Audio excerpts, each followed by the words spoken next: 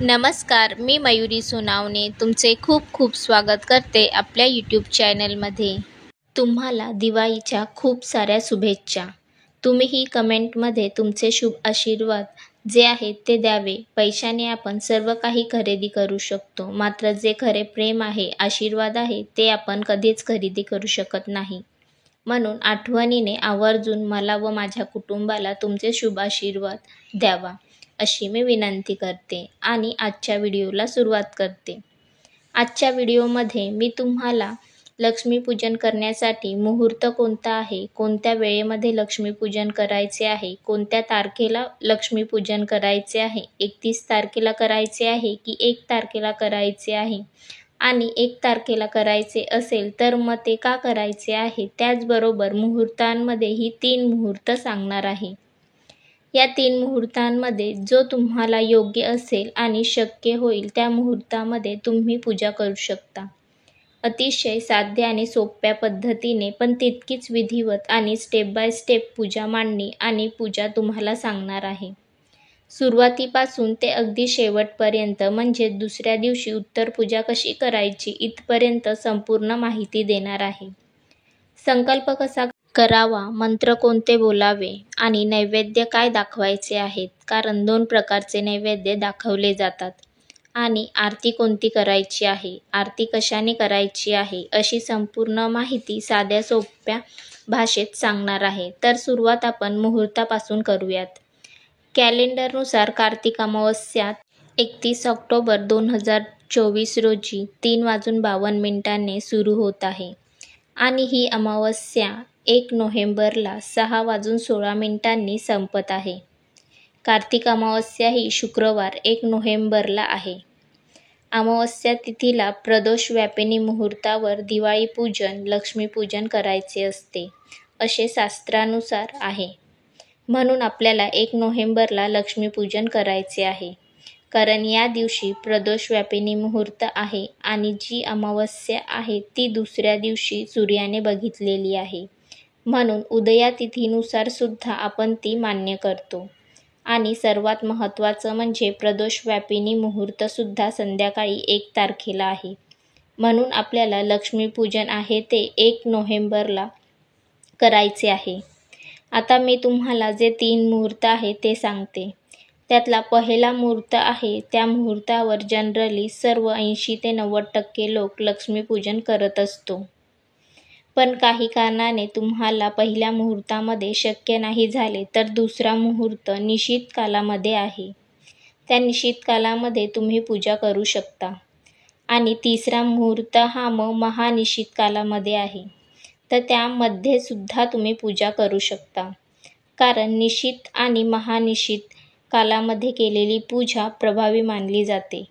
तर 1 नोव्हेंबर 2024 रोजी शुक्रवारी सायंकाळचा लक्ष्मीपूजनाचा मुहूर्त आहे सायंकाळी 6:04 पासून ते रात्री 8:35 पर्यंत. जनरली या वेळेमध्ये आपण सगळे लक्ष्मीपूजन करू शकतो. त्याच्यानंतरचा दुसरा मुहूर्त हा रात्री 9:12 पासून ते 10:47 पर्यंत आहे. आणि तिसरा जो मुहूर्त आहे तो आहे 12:22 पासून ते 3:32 पर्यंत. तर हे 3 मुहूर्त झाले. तर या 3 मुहूर्तांमध्ये जो पहिला मुहूर्त आहे त्यावेळी आपण सर्वजण पूजा करत असतो. तर पूजा मांडणी, पूजा विधिवत, पूजा सगळं कसं करायचं ते बघूयात. सर्वात आधी आपण जेथे पूजा मांडणार आहोत ती जागा स्वच्छ करून घ्यायची आहे. त्यानंतर त्या जागेवर नवी कोरी सतरंजी तुमच्याकडे असेल तर ती तिथे अंथरून घ्यायची आहे. आपण वापरलेली किंवा धुतलेली सतरंजी घ्यायची नाही. तुमच्याकडे नवी कोरी सतरंजी किंवा न वापरलेली सतरंजी अंथरून घ्यायची आहे. तर का अंथरून घ्यायची आहे, कारण आपण लक्ष्मीपूजनाबरोबरच इतर सर्व काही वस्तू आहेत त्याचं पूजन करतो आणि या सर्व वस्तू चौरंगावर बसतीलच असं नाही. त्यामुळे मोठं काही सतरंजी किंवा चटई अंथरून घ्यायची आहे. त्याच्यावर मध्यभागी भिंतीला टेकून एक छोटंसं स्वस्तिक काढायचं आहे रांगोळीने आणि त्यावर हळदी कुंकू वाहायचं आहे आणि त्यावर एक चौरंग ठेवायचा आहे. आणि त्या चौरंगावर एक लाल वस्त्र अंथरून घ्यायचं आहे. माता लक्ष्मीला लाल रंग प्रिय आहे, त्यामुळे ह्या दिवशी चौरंगावर लाल वस्त्र अंथरायचं आहे. हा प्रयत्न करा. त्याचबरोबर त्यावेळी आपण लक्ष्मीपूजन करतोय त्यावेळी घरातील सर्व लाईट्स आपल्याला चालू ठेवायच्या आहेत. घरातील कोणतीही व्यक्ती झोपलेली नसावी किंवा काही खात असलेली, केस विंचरत असलेली नकोय, कारण ही सगळी दरिद्रीची लक्षणे आहेत. आपण आपल्या घरामध्ये माता लक्ष्मीने यावं, स्थिर व्हावं म्हणून आवाहन करणार आहोत, प्रार्थना करणार आहोत, विनंती करणार आहोत. आणि आपण दरिद्रतेच्या गोष्टी केल्या तर माता लक्ष्मी कशी काय बरी आपल्या घरात प्रवेश करू शकेल.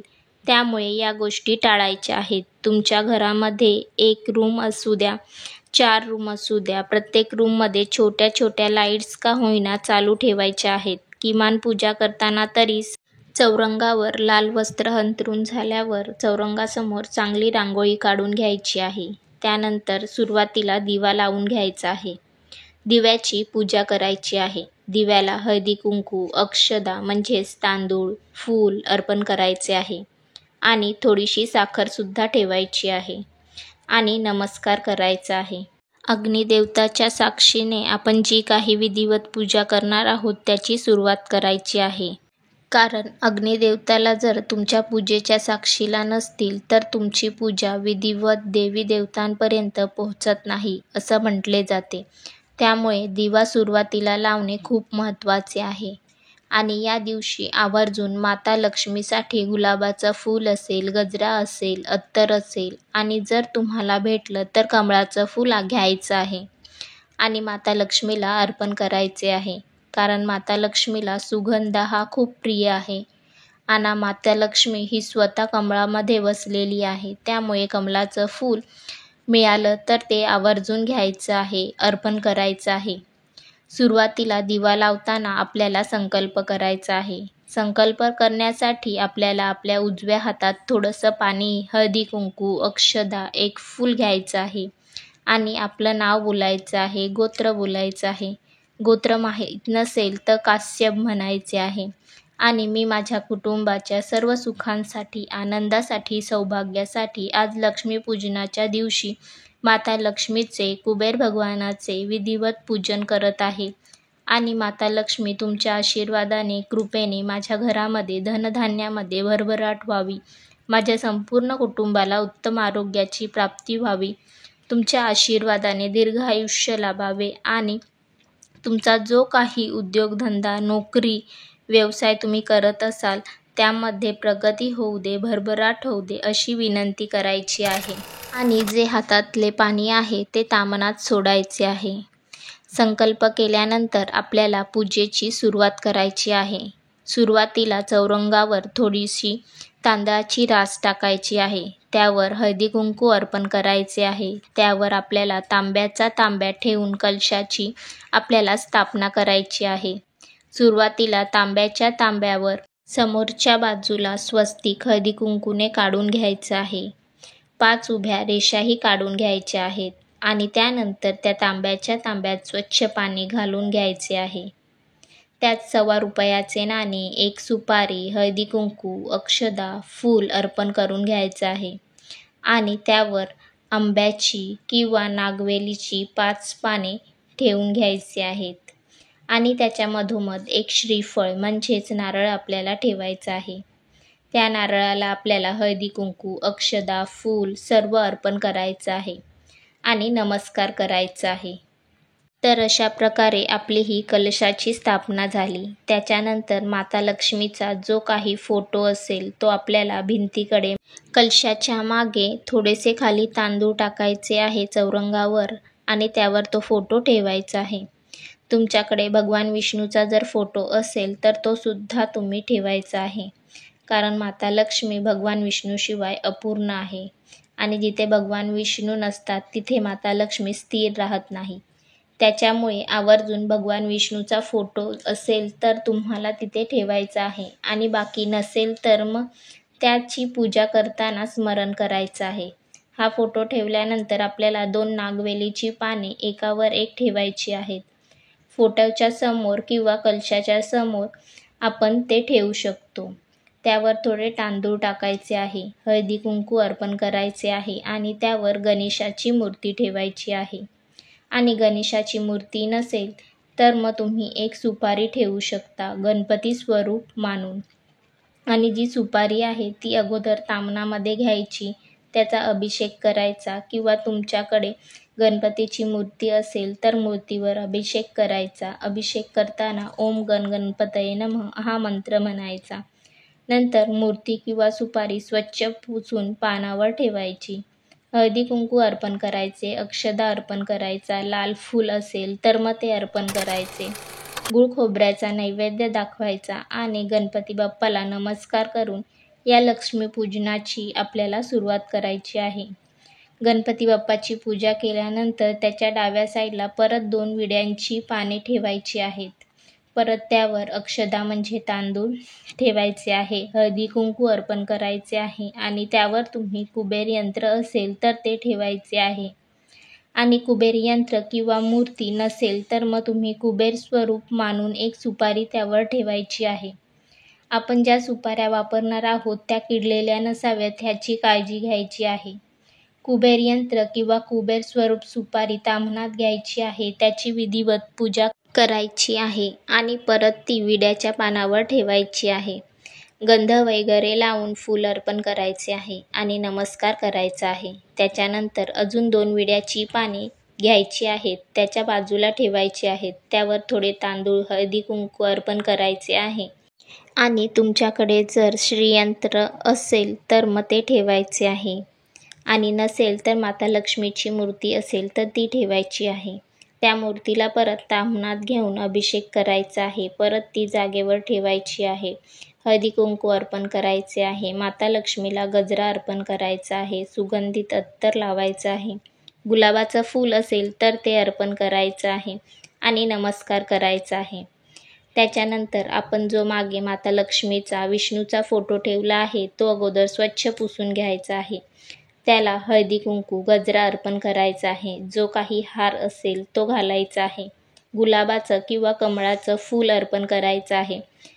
माता लक्ष्मीला सुगंधित अत्तर आवर्जून लावायचं आहे आणि नमस्कार करायचा आहे. या दिवशी या पूजेमध्ये शक्य झाले तर तुम्हाला शंख आणि घंटीसुद्धा ठेवू शकता.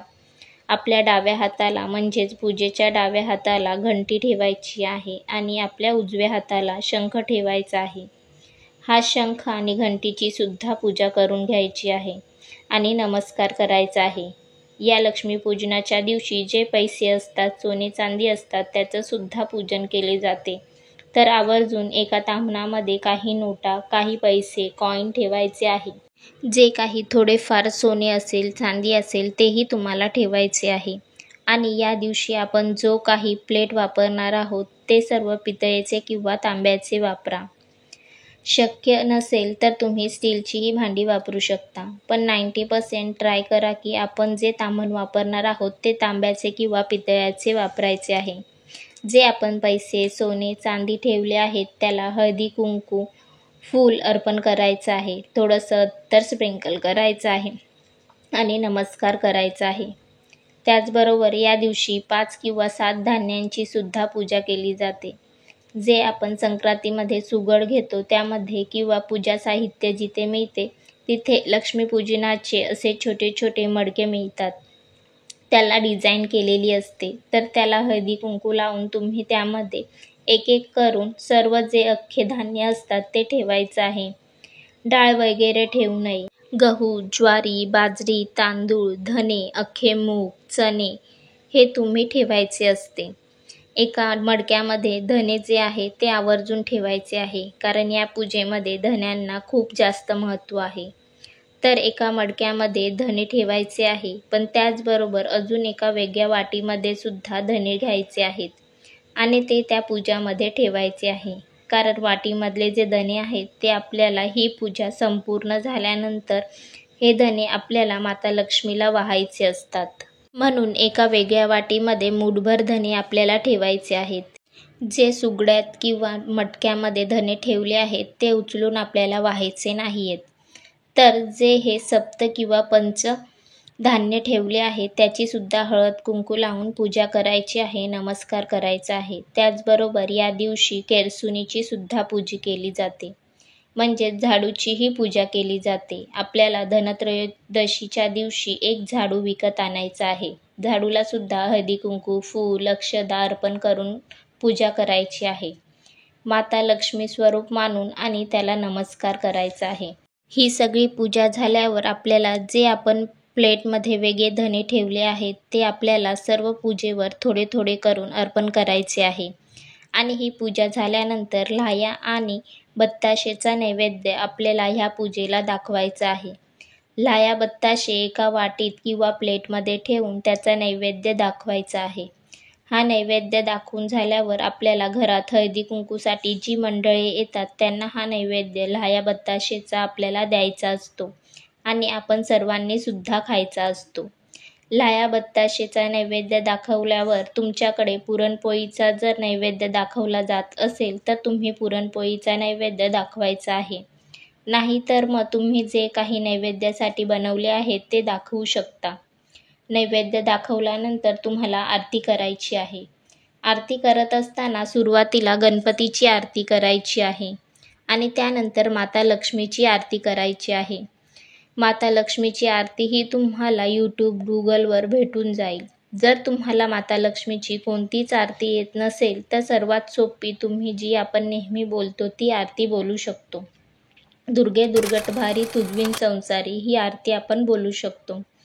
आरती झाल्यानंतर घरातील सर्वांनी तिथे बसायचं आहे. देवीची क्षमा मागायची आहे की हे माता लक्ष्मी, आम्ही ही पूजा जी मनोभावे मिळून मिसळून केली आहे त्याला तुझा आशीर्वाद, कृपा आमच्यावर कायम राहू दे. आमच्या धनधान्यामध्ये वाढ होऊ दे. आमचे आरोग्य चांगले राहू दे. व्यवसाय चांगला चालू दे. आणि भगवान विष्णूसोबत तू ह्या घरामध्ये स्थिर वास्तव्य कर, अशी प्रार्थना करायची आहे. आणि आपण आसन सोडायचे आहे. ह्याप्रमाणे विधिवत दिवाळीच्या लक्ष्मीपूजनाची पूजा आपल्याला करायची आहे. या दिवशी शक्य झाले तर रात्री 12 किंवा 12:30 पर्यंत जे लाईट आहे ते चालू ठेवायचा प्रयत्न करायचा आहे. आजकाल दारे उघडे ठेवणे मुश्किल झाले आहे, तर तुमच्या रिस्कवर तुम्ही ते उघडेही ठेवू शकता. नाही ठेवले तरी काही हरकत नाही. आता दुसऱ्या दिवशी उत्तर पूजा कशी करायची, तर ही सगळी पूजा आहे त्याला हळदी कुंकू अर्पण करायचे, दिवा लावायचा आणि त्यानंतर एखाद्या फळाचा किंवा साखरेचा नैवेद्य दाखवून आरती करायची आहे आणि ही पूजा उचलायची आहे. तर अशा प्रकारे आपल्याला 1 तारखेला म्हणजेच 1 नोव्हेंबरला शुक्रवारी जे तुम्हाला मुहूर्त सांगितले आहेत त्यामध्ये आपल्याला हा लक्ष्मीपूजन करण्याचा प्रयत्न करायचा आहे. तर कसा वाटला तुम्हाला हा व्हिडिओ आवडला असेल तर व्हिडिओला नक्की लाईक शेअर करा. व्हिडिओ पूर्ण बघितल्याबद्दल धन्यवाद.